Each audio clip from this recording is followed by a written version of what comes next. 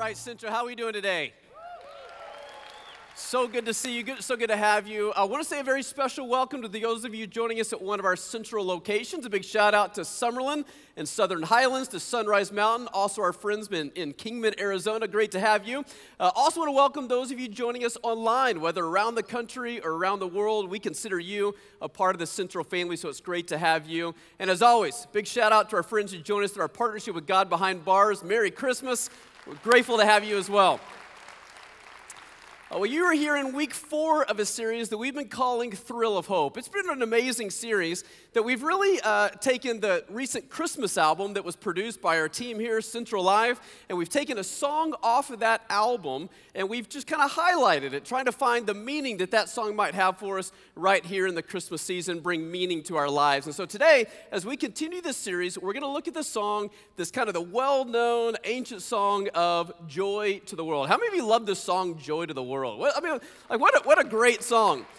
And not only do I love the song, I love what the song represents. I love just the joy-filled experience that many times Christmas can bring. I would go as far to say our world needs a little more joy, right? And so just to infuse our world with a little more joy, but not just our world, for our lives to be infused with joy is such a special, special experience. Now, at the same time, I also recognize that the Christmas season can also be full of what I would call joy busters. I would love to think that every single person's life as they navigate the holiday season is nothing but awesome, joy-filled experiences. But we know that many times there are joy busters in this season. That many times if we're somebody who's experiencing an intense season of difficulty or loneliness, that the Christmas season has a way of magnifying those feelings, and it becomes kind of a joy buster. For some of us, we know in the Christmas season, we're going to go and see and interact with people that maybe we go a whole year without seeing on purpose. And so the thought of going back and sitting down and entering those tension-filled relationships, just the thought of it feels like a little bit of a joy buster. Maybe you've been at a place that ran out of eggnog, joy buster, which by the way, I actually think eggnog is disgusting. I don't even know who enjoys this stuff, but nevertheless, there are these joy busters, that happen along the way. But what if joy was not tied to our circumstances?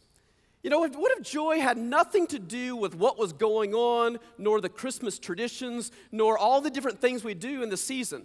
What if joy had nothing to do with sometimes the financial pressure and stress that we feel around this time of year? I read this week that 23% of Americans still owe money on their credit cards due to last year's Christmas purchases, right? You want to talk about joy buster, right? But what if true joy, like the joy that comes from God, has nothing to do with our circumstances? One of the things that we know about the very first Christmas story when God sent his son Jesus into the world is joy came with the person of Christ. Look at the story. You may know it's in Luke chapter 2, but there was this moment where the shepherds were in the field. They were just kind of minding their own business. They were just tending their flock. These angels show up on the scene. Here's what the angels say. They say this: I bring you good news that will bring great what? Joy to all people. The Savior, yes, the Messiah, the Lord, has been born today in Bethlehem, the city of David. It was a moment of just great news. It was a moment that they were proclaiming that joy has entered the world through the person of Christ. Now, notice this. Joy didn't come because their circumstances changed back in the first century.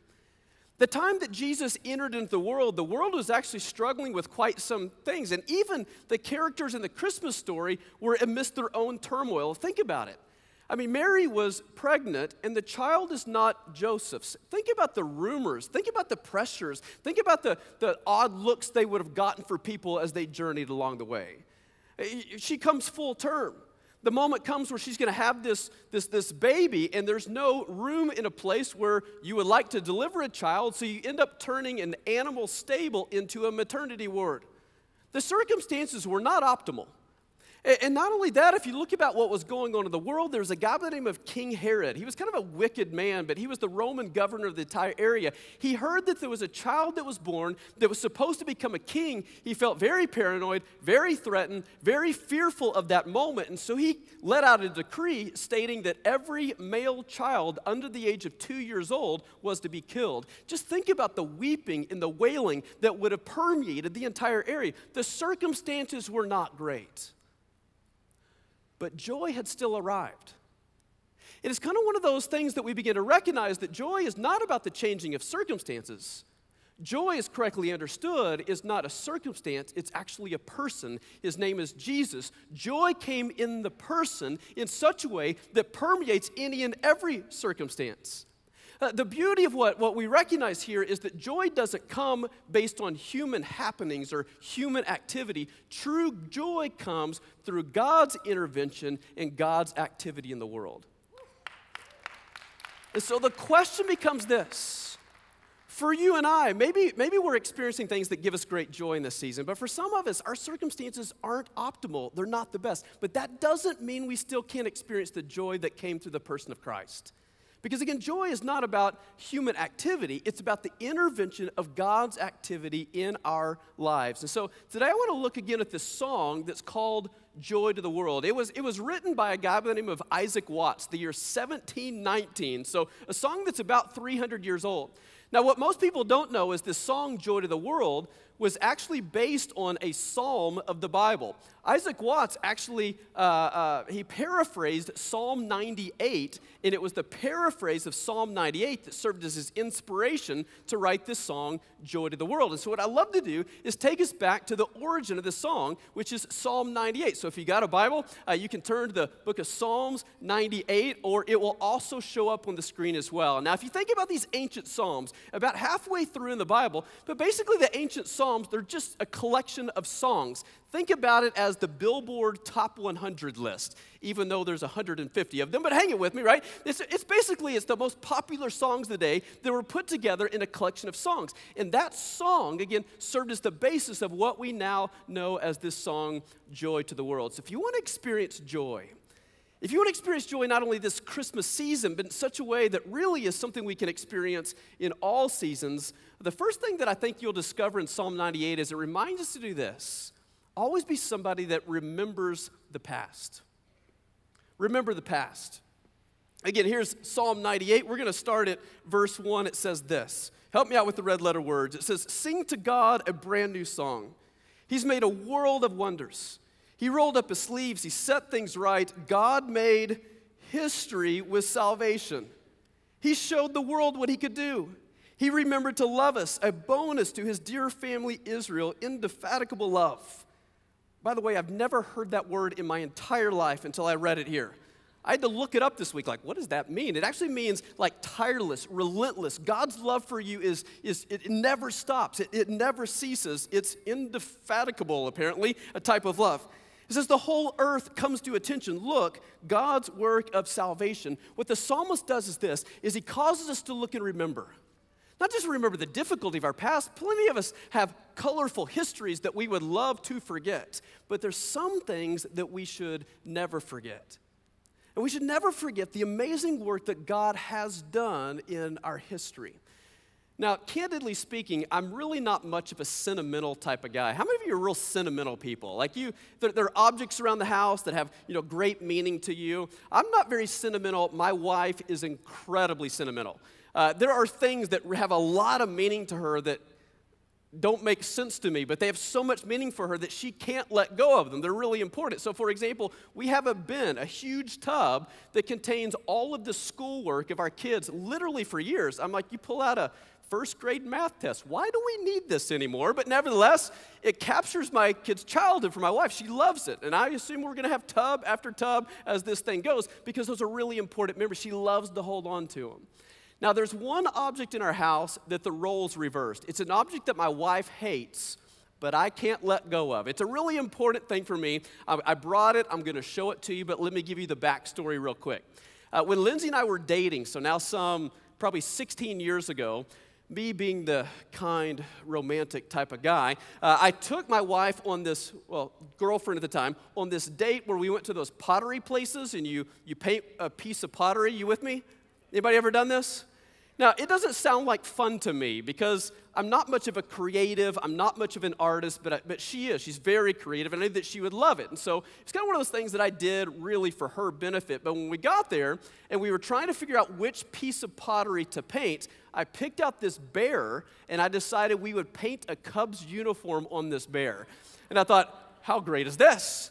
I get to be with the person I love the most, and I get to paint something of the team that I love the most. This is going to be awesome. Now, we worked on this. Probably we had to go 2, 3, maybe 4 trips back because it was very detailed work. Again, I brought it with me, and I thought I would show it to you. This is the work of art that we created together. Not bad, huh? Now, here's what's interesting about this thing that I love. I love this thing. My wife hates this thing. My wife has tried to give this away multiple times. My wife has tried to throw it in the trash a couple times. But for me, this is the most important decoration in our house. When it comes to hosting a formal dinner, this needs to be the centerpiece every single time. I mean, I love this thing. And I think part of why I love it, again, is it represents 2 things that I love in life. My wife and a great baseball team that needs to try to keep winning, right? And so I love this thing. I can't get rid of this thing really it's got a lot of meaning and sentimental value for me. And so what do you do when your wife loves it, or when your wife hates it and you love it? We've compromised that it sits on my workbench in the garage. And so I can see it and she never does. But nevertheless, it's the only sentimental thing that I have in my life. Now what's interesting about that is there's something about certain things in life that you look back on and they hold such meaning to you that you never want to let go of it. Now remember what the psalmist says. It's talking about God, and it says God rolls up his sleeves, God gets his hand dirty, God made history with salvation. I mean, it's this powerful statement that it kind of remindful of the amazing things that God has done, and it has impact in our lives today. It kind of makes me think about this. If you think about anything that you hold as sentimental, most likely it's sentimental because of who it reminds you of. It reminds you of their love, and it gives you joy in the present. I know people who've held on to things that represent somebody they've lost in the past, or somebody that was very meaningful to them, or somebody because they did something for them. And it's their love in the past that gives you joy in the present. And what the psalmist reminds us is much like that's our experience, that is true about God. God made history with salvation, like history with deliverance. And when he says history, he's not just talking about world history, although no doubt God fundamentally changed the world that very first Christmas. But he's not just talking about God made, changes for world history. He's saying God changed your personal history. And for many of us, as we look back at our past, we see God's fingerprints all over our lives. We see God make personal history in our journey. My assumption is this. For those of you here in this room, for those of you just joining online, for those of you joining at our central location, for those of you joining us in our partnership with God Behind Bars, the truth is, among all of us, there are those in the past that were once lost, but now they've been found. There are those that were once riddled with addiction, feeling incredibly helpless, but now they're on the road of recovery. There were people who once were living in volatile anger, but now they live with this abiding peace that almost doesn't really make sense. There are those of us who've experienced intense loneliness in the past, but now feel like that we are now known and we are fully loved. There are those who are on the brink of relationship destruction, but God, by his amazing grace, has brought reconciliation, and we've never been in a better place we are now. The greatest thing in the world is God not only made history of salvation, God made history with your salvation, right? God changed my life and changed my journey, and if I remember the past, not just the things that I would like to forget, but we remember the things that we should never forget. The amazing work that God has done, his indefatigable love for us, gives us joy in the present. And so we remember the past, we learn to celebrate the present. We learn to celebrate the present. I don't know about you and your experience, but sometimes it's very difficult for me to live in the present. Sometimes it's very difficult for me to kind of really maximize a moment. I think that many times that is because the present feels unpleasant, right? That's probably true for a lot of us. And when the present feels unpleasant, I want to go somewhere else or do something else. And so maybe I'll go back to the past or I'll think about some in the future. Sometimes it's very hard for me to be mindful of the present. Now, I ran across a few pictures this week of a few animals that by looking at the picture, their present feels unpleasant. So here's the first one for you. So you got to wonder, like, what's going through a dog's mind. It's like, get these antlers off of me, you human. Doesn't make sense. All right, here's the second one. Pretty cute. Does it feel pleasant? The last one is my favorite one. Here's the last one for us. I'm not even sure what kind of animal that is, but it doesn't look, like overly pleasant, right? And so sometimes the present feels somewhat unpleasant, and because of that, we fail to see the joy in the moment and truly celebrate the moment. Many times I talk about my boys, and I've got two little boys. I've got a 9-year-old boy and an 11-year-old boy, and my 9-year-old is probably the one that teaches me the most about joy.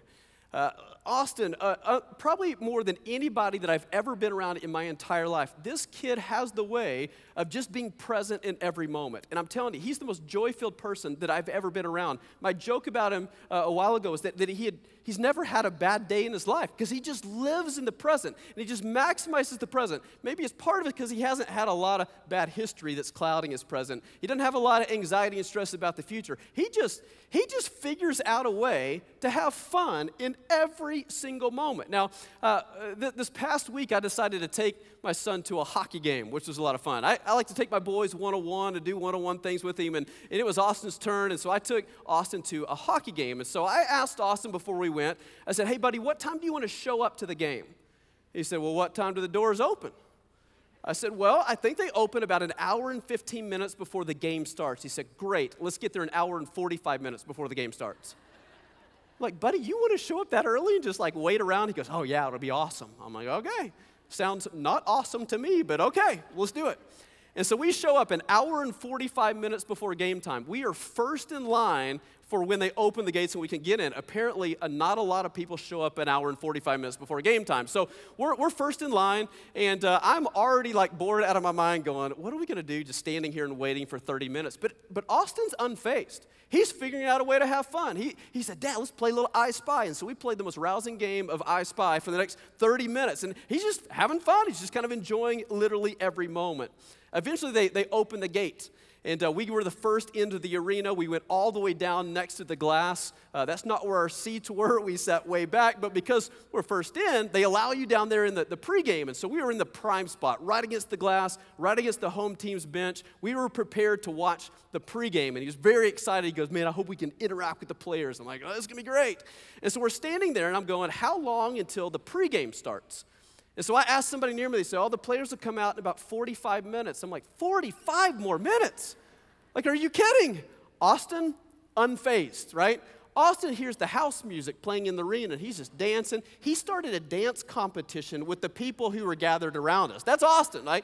He figures out how to have fun. He figures out kind of how to enjoy it. So he passes the time, no problem, for 45 minutes. Eventually comes the time that pregame happens. All the players skate on the ice. My son was amped out of his mind. We had made a sign before we went that really tries to get the attention of his favorite player, and no lie, for 30 solid minutes, my son never stopped. He had that sign against the glass. He was dancing like a madman. The players thought he was hilarious, and so they kept coming over. They tapped the glass with their stick right next to him. One of the players jumped into the glass, which is a lot of fun, and at the very end, one of the players, the guy that we were trying to get his attention to with the sign, he pointed at Austin, and he throws a puck over the glass to him for pregame. So here's a picture of my son holding that puck. I'm telling you, man, he was like cloud 9, like enjoying every moment of it.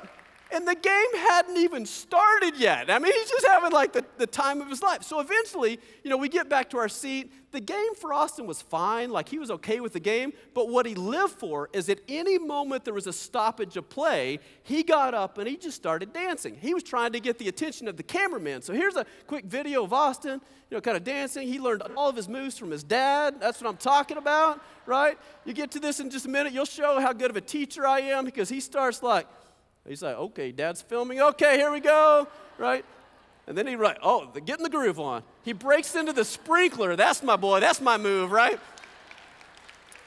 He got on the Jumbotron twice. He was a little disappointed because he wanted a Jumbotron hat trick, he told me. But I'm painting this picture. You get the sense. Austin enjoys every single moment. Austin knows what I often miss is that joy can only be experienced right here, right now. Joy can only be experienced in the present. And if I'm not present in a moment, I will miss what God has for me right here in the here and now. I can't experience joy in the past. I can't experience joy in the future. Joy is experienced right now. And joy is not based on human activity. Joy is based on God's activity in and through our lives. Here's what the psalmist says. Here's what the psalmist says about this particular idea. It says this. It says, shout your praises to God, everybody. Let loose. Again, Austin has no problem. Let loose and sing. Strike up the band, round up an orchestra to play for God, add a 100-voice choir, feature trumpets and big trombones, fill the air with, help me out, praises to King God. Let the sea and its fish give a round of applause with everything living on earth joining in. Let the ocean breakers call out encore and the mountains harmonize the finale. You just get the sense of this huge celebratory scene, this amazing scene that's taking place. And what you'll see is the singing, the music, the dancing, all those things really allude to one fact. It's just simply embracing the moment. It's just simply being present. Joy is only found in the present. And many times we don't experience joy around the Christmas season because of all the hustle and bustle. That I'm planning this, I'm doing that, I got to run here and there, and I fail to just simply be present. Joy is found in the present. And so here's my encouragement to you, as much as it's my encouragement to myself, is this Christmas, be present. And that may look a little bit different for all of us, but for me, it means turning off a lot of the noise and really dialing into what matters most. And so it may look like sitting on the couch with those that you love the most and turning off the TV, putting on a Christmas album, and just being with those that you love the most. It may be about just engaging a conversation, which is more about active listening than it is about talking. It may be about reading the Christmas story of Luke chapter 2 to your kids. It may be declaring an Amish day and going no technology and just really engaging with those that you love. I tell you what it certainly includes. It certainly includes being here for Christmas at Central. It certainly includes showing up and really experiencing all that what God has for you. And so, again, if you're here at Henderson, if you're at one of our central locations, even if you're online, make sure you decide when you're going to be a part of Christmas at Central. It is going to be epic. It is going to be over the top. You don't want to miss it. It is going to be awesome. But it gives us a chance to show up and to simply be present for the celebration of the Christ child coming into the world. But here's my encouragement. If you also want to be present, if you also want to experience joy this Christmas season, don't just come yourself, bring people with you. I tell you that there's nothing that you will get greater joy this Christmas season than if you invite a friend, a coworker, a neighbor, somebody you love with you, and watch the Christmas experience through their eyes. I tell you, somebody maybe who's currently far from God, who begins to lean into God for the first time, somebody who might be struggling through something that really connects with God and experiences hope and renewal and new life. I tell you, there is no greater joy in the world than to be on the front lines and being used by God to help facilitate life change in the life of somebody you love. So grab invite cards, do whatever you can to help people join you. If you're joining us online, we'll have online experience times. Use social media, use whatever it takes to even invite people to participate and experience Christmas at Central, even if it is online. This week I was putting my oldest son, Levi, to bed, and he was so excited. He was like so joy-filled. He goes, Dad, I got to tell you something. I said, what, buddy? He said, I was talking to my friend Eric this week. I invited him to Christmas at Central, and he's coming, and he's bringing his family with him. And it was such a powerful reminder of the joy that I saw in my oldest son's life as he included somebody very meaningful to him in a very meaningful experience. Whatever you do this Christmas season, be present. Joy is found in the moment. Joy is not connected just to human activity. Joy is found in God's intervention, in His activity in our world and in our life. So we remember the past, we celebrate the present, and we also look to the future. We begin to look to the future. Again, look how the psalmist continues in Psalm 98. It says this. It says, a tribute to God when He comes. When He comes to set the earth right. He'll straighten out the whole world. He will put the world right and everyone in it. It's kind of this powerful statement where the psalmist doesn't just look behind, doesn't just maximize the present, but begins to look to the future. Did you know this song, Joy to the World, was originally not a Christmas song? The song Joy to the World was originally written about the second coming of Jesus, not His first coming at Christmas. It was a look ahead.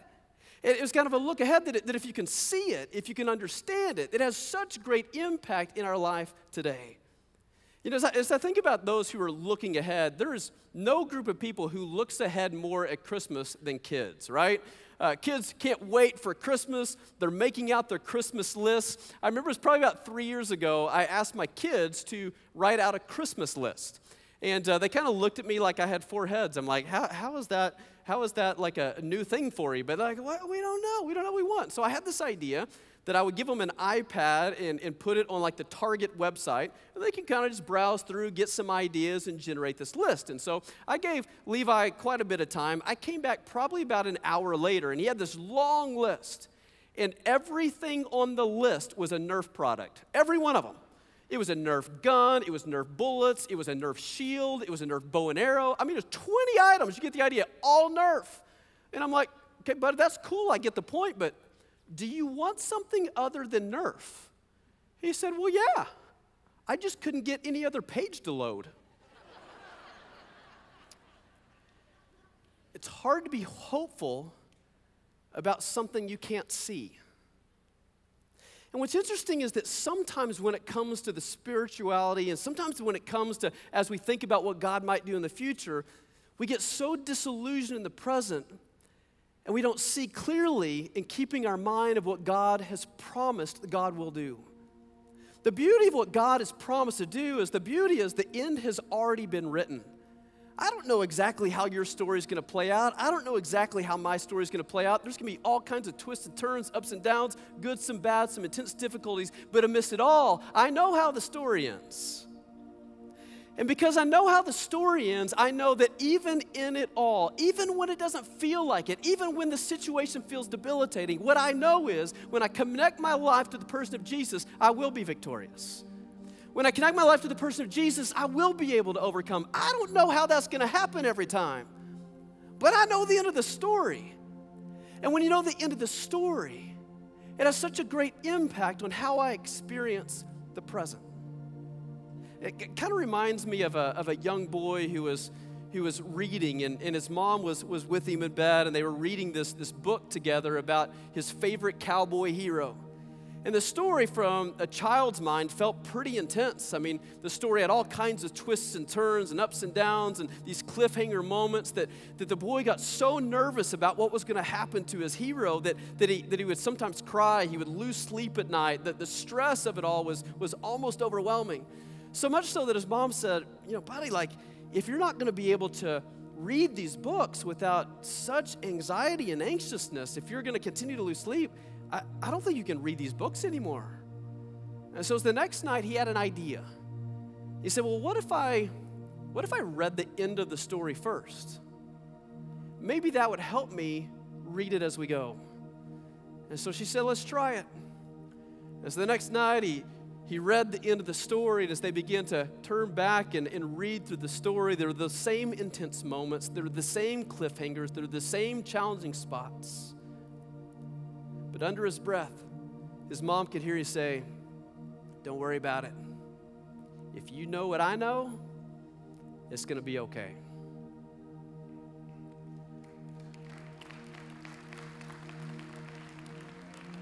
Here's the truth. I don't know everything in your journey. I don't know the ups and downs, the highs and lows, the good and bads. But I do know the end of the story for those of you whose lives are connected to the person of Jesus.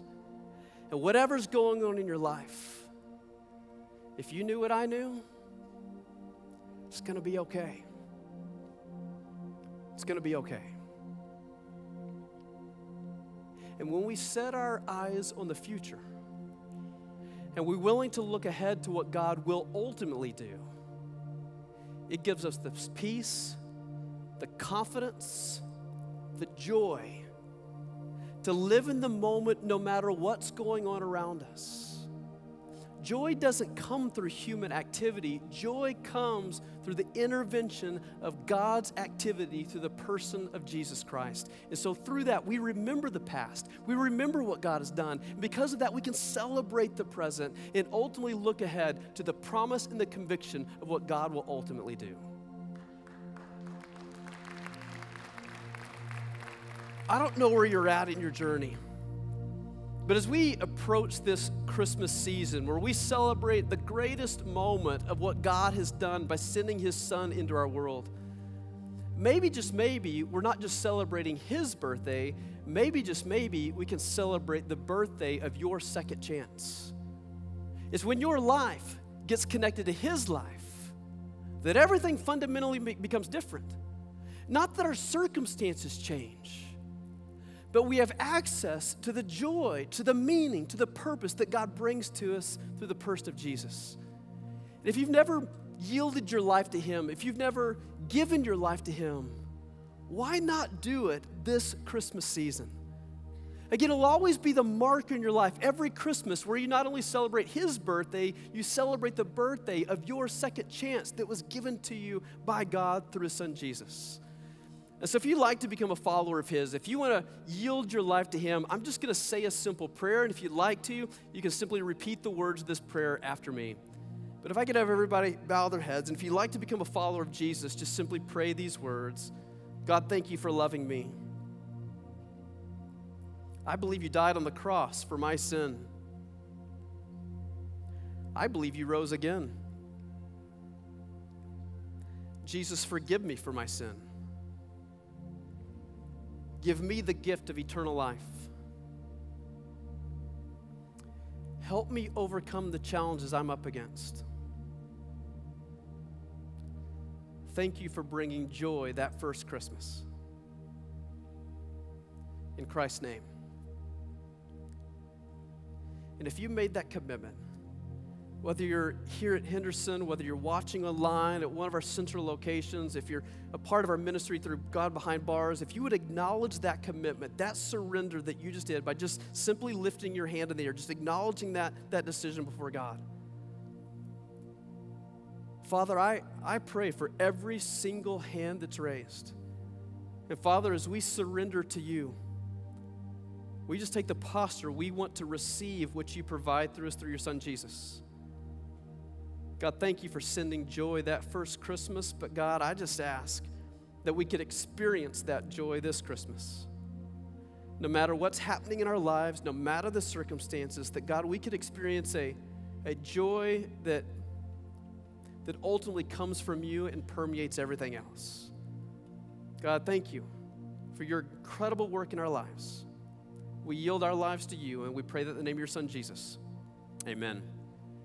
Let's give it up for those who made spiritual decisions today. It's awesome. If you can keep your hands together, I'm going to throw it back to our location pastors who are going to send us out today.